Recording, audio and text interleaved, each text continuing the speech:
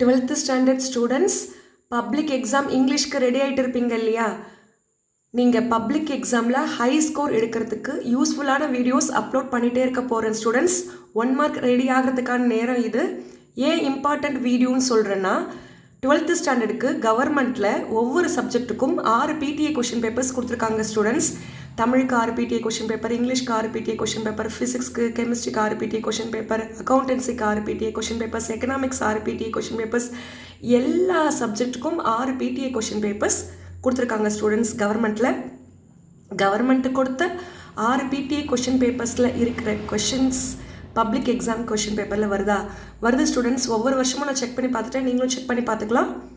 அந்த important question பேப்பரில் இருக்கிற கொஷின்ஸ் தான் நான் நடத்தி அப்லோட் பண்ணிட்டு இருக்கிறேன் ஸ்டூடெண்ட்ஸ். சப்ஸ்கிரைப் பண்ணாத ஸ்டூடெண்ட்ஸ் சப்ஸ்கிரைப் பண்ணி வச்சுக்கோங்க. பப்ளிக் எக்ஸாமில் நீங்கள் ஹை ஸ்கோர் எடுக்கலாம். Okay students, topic foreign word meaning. அதாவது ஃபாரின் வேர்டுக்கு என்ன மீனிங் அப்படின்றது 1 மார்க்கில் கேட்டிருப்பாங்க இல்லையா?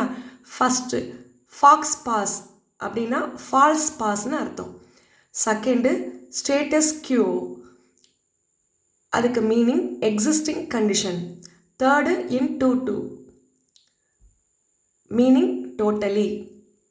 Fourth wash basin meaning sink.